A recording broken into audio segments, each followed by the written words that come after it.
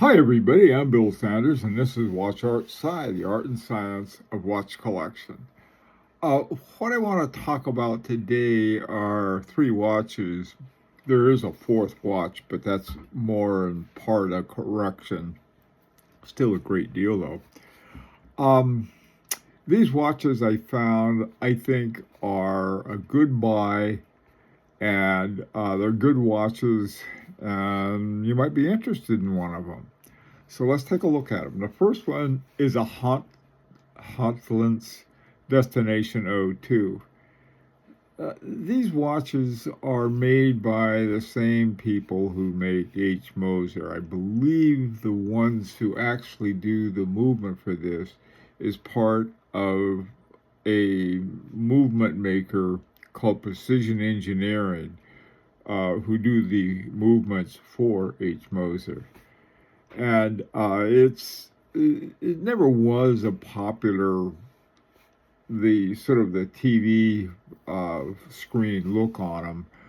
But they're really interesting watches. Now this one was originally 22,000 MSRP, and the one I found was $6,000, and that's brand new.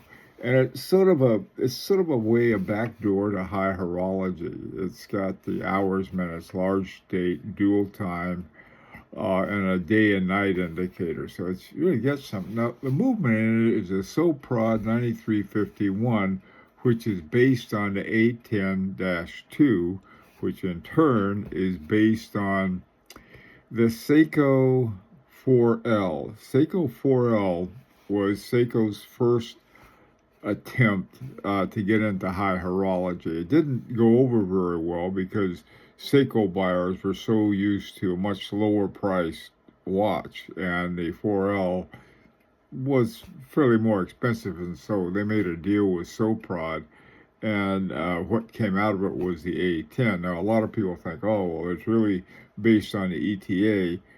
Well, it was and it wasn't. What was based on the ETA was the size, and they wanted to have a similar size as the ETA. I forgot which one it was, but that was very popular, and so the watchmakers could easily swap it into one of their existing cases.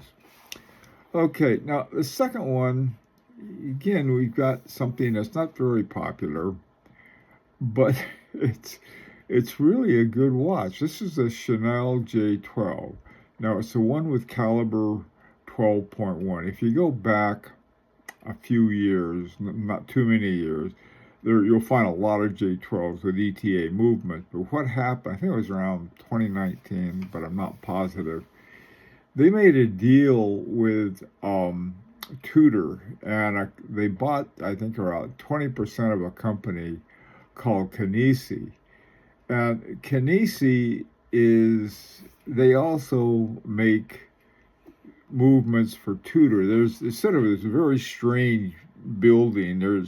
They're all together. They were made with Tudor money, and the red half is for Tudor, and the gray half is for Kanisi. But I think Kanisi makes movements for both Tudor as well as some other brands, one of which is Chanel J12. Now, it is based on the Tudor M54 family of movements, but in looking at the movement, it looks so, I don't know, there's something about that movement I really like, the caliber J12. So it's really not a sort of a knockoff of a Solita or an ETA, but it's got its own character to it, and it's got its own movement maker, really, in Kanisi, 4700. Now, normally these watches the MSRP is 7900, 7950, almost $8,000, and this one is found new on Chrono 24 for that. It's all black, cool watch, I think.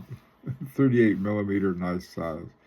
Now, this is one that I found very interesting because it first came out in gold, and I think just gold.